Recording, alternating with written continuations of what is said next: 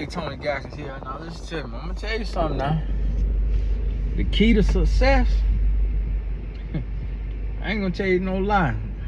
It's audacity. Audacity. Remember Barack Obama book, The Audacity to Hope or something? Audacity of Hope or something like that. It's audacity, which could be coupled with confidence. A lot of times the most successful people aren't the smartest, just the most confident. Man, you need to get off your phone texting. Come across the line. Pay attention now. Cause I was sitting and I've been racking my brain. I just been wrecking my brain thinking about how do these white men become so successful? But then I thought about it, I'm like, well, they white, so that's already an advantage of itself. But that really ain't the full advantage, because it's a lot of poor white people. It's a lot of white people live in the hood. A lot of white people live in the trailer parks. It's a lot of poor white people. So it ain't just if you white, you rich. No. And when I look at the white people that's rich, I'm like, they got tall, you got short, you got thin, you got thick, you got heavy, you got light. You got those that come from money, you got those that don't come from money. You got it all. You got everything, but the common denominator is audacity, which, or you could say confidence. But it's audacity. And it's two different words for a reason. Because, and then when I think about it, when I look at the Hispanics that's successful, the blacks that's successful, the Asians, the Middle Eastern, all the different groups of people that's successful, it's audacity. And there's other things in there.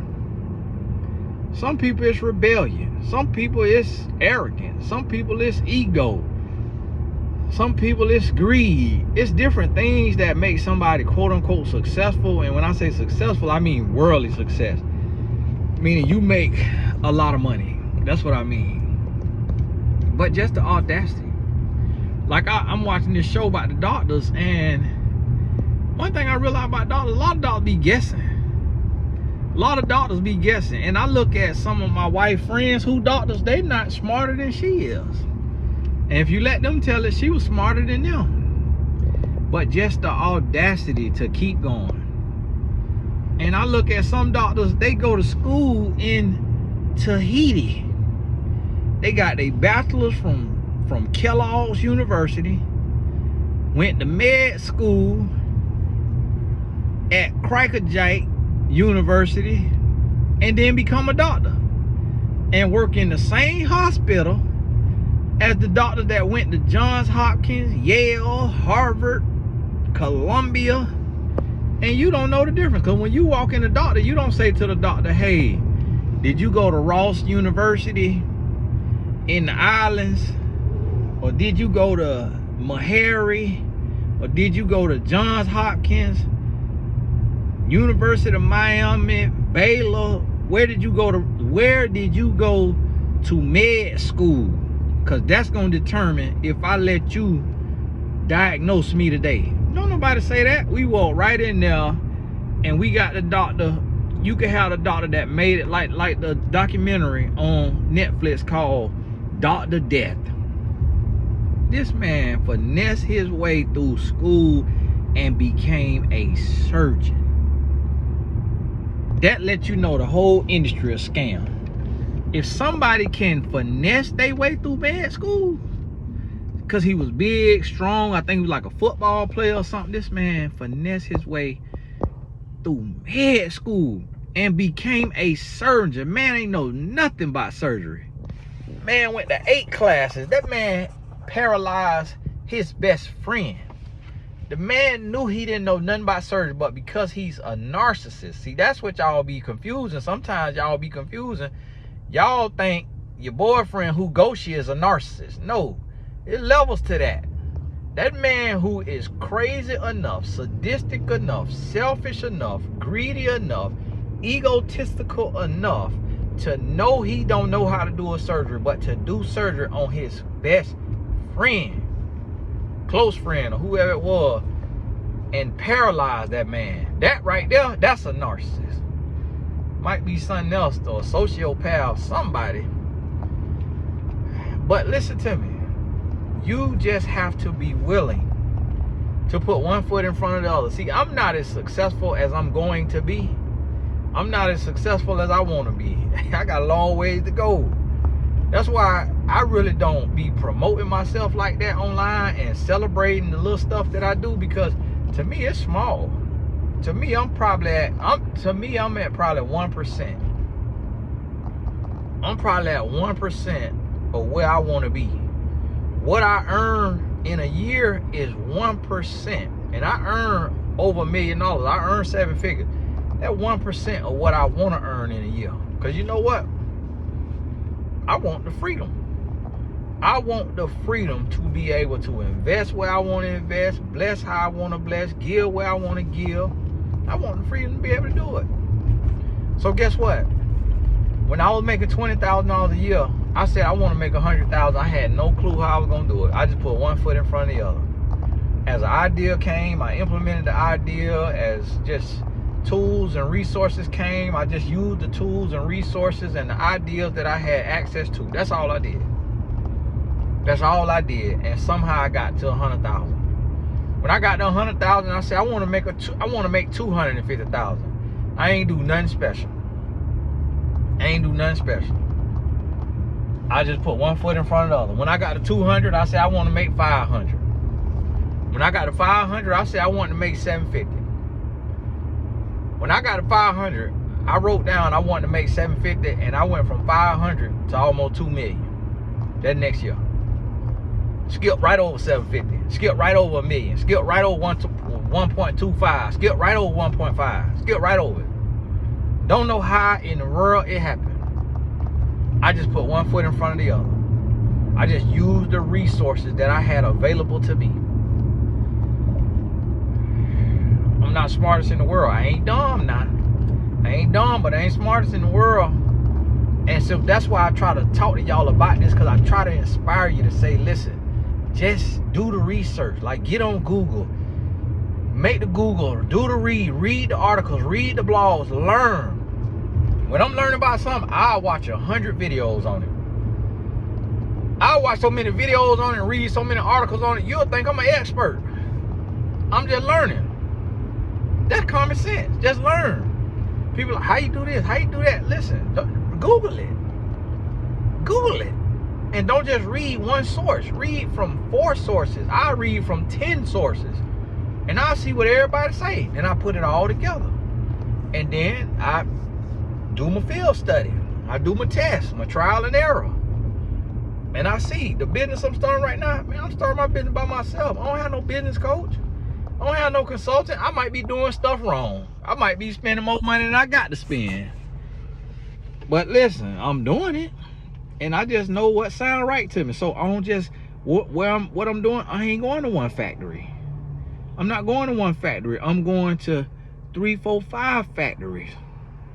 And then so the factories tell me, so if 2 factories say, well, you got to do 17,000 units. So I say, okay, well, 3 different factories done told me that, so that must be the industry standard.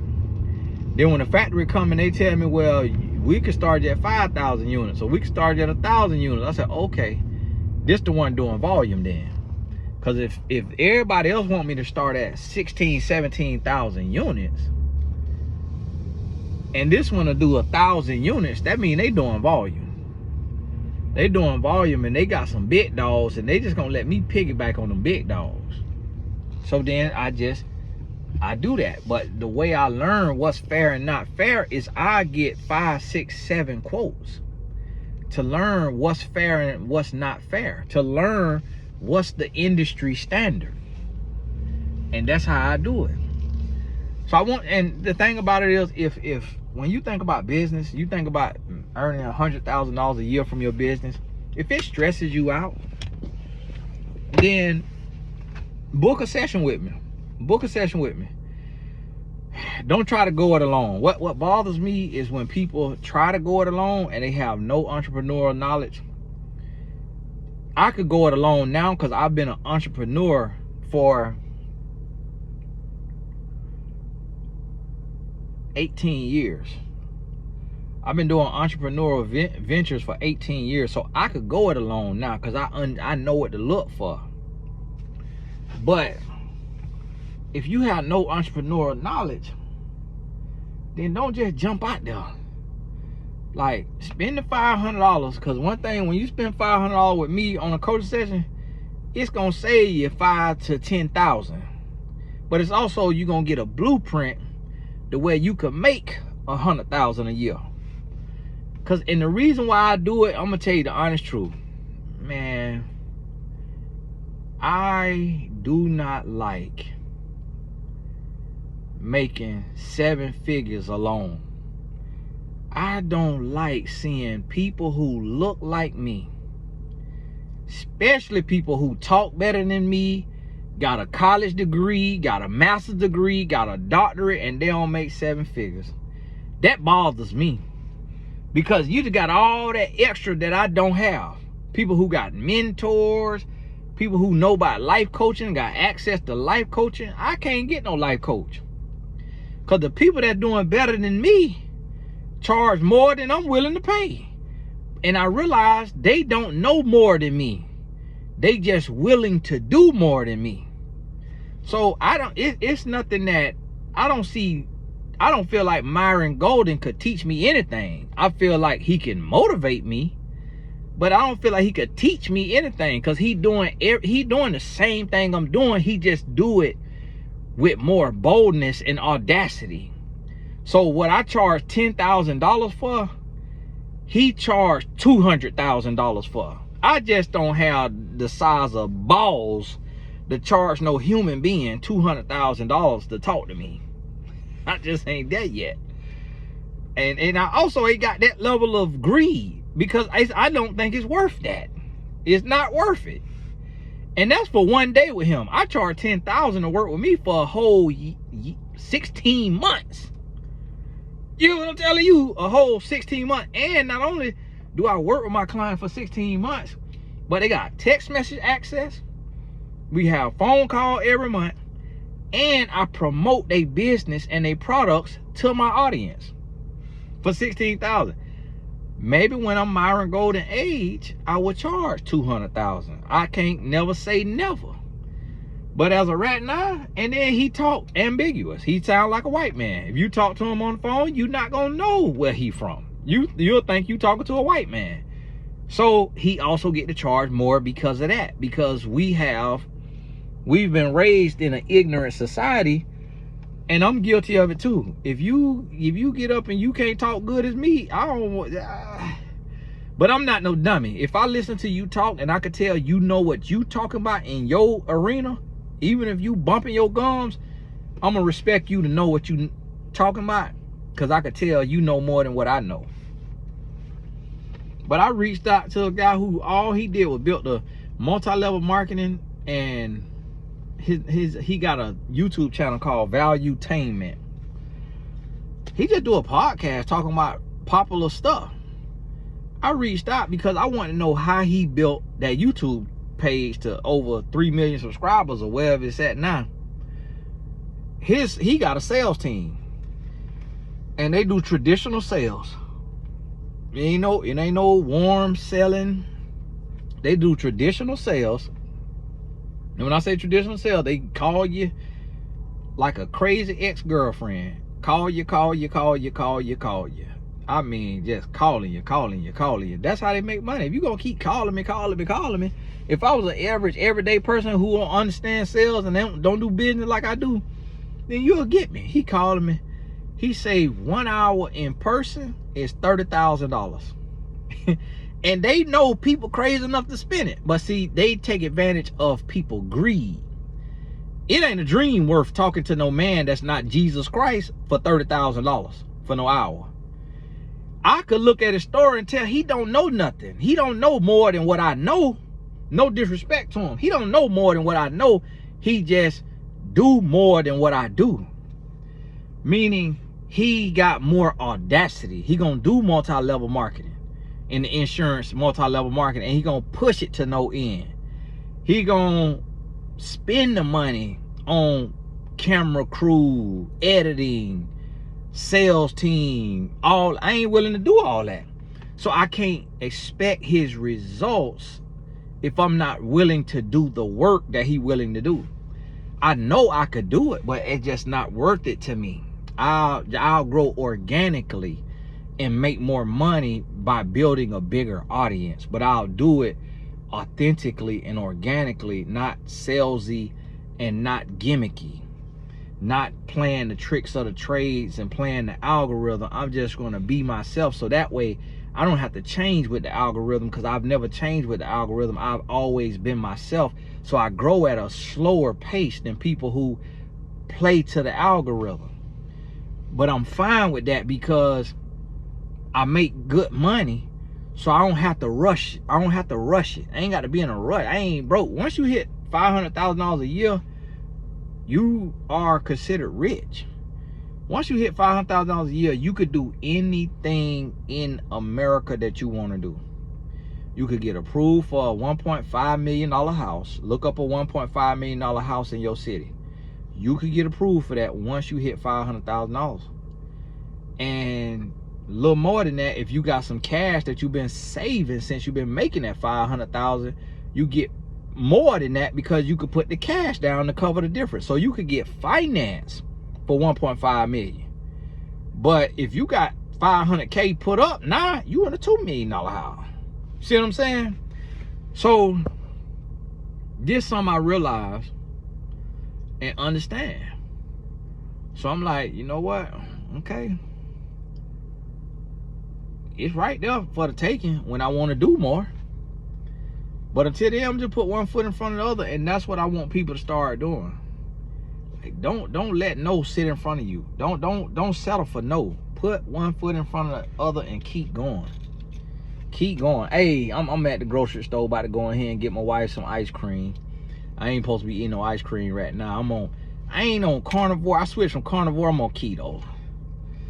Keto. I gotta do keto, man, cause carnivore, they don't eat no vegetables. I'm like, man, I'm blight, man. We had the Garden of Eden. We was in the Garden of Eden. So that's vegetables. I'm like, boy, you got to watch the white people that is on this carnivore all alone now. Just carnivore? Ooh, you know what carnivore mean? That mean if it's you and them and y'all go through a famine, you getting chopped up to get ate. So I'm like, cause if a person only eat meat and don't want no vegetable, what am I? I'm meat. I ain't no vegetable. I'm not no fruit. So that let me know if push came to shove, I'm dinner. No, I ain't built like that. So today I had me some oxtail and some cabbage. Bought the family curry chicken, curry goat, oxtail. I ain't eating the boiled dumplings and the green banana, but and the rice and peas or the white rice. But hey, that oxtail and that cabbage. I told them, listen, I'm finna be up here every day, because guess what? What's the alternative? Eat McDonald's every day? Somebody say cook every day. Man, we ain't got time and energy for that. I ain't make it out the hood to be cooking every day.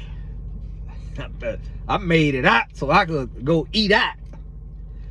Take advantage of the opportunities. Listen, don't speak everything on me just because that's what you own. I'm trying to eat out. I support the local economy. These people, they need this restaurant to make a living. So guess what? I'm gonna support them, because they got a gift. I'm gonna utilize their gift, because I've been looking for a chef, but I realized I don't want to see the same person every day.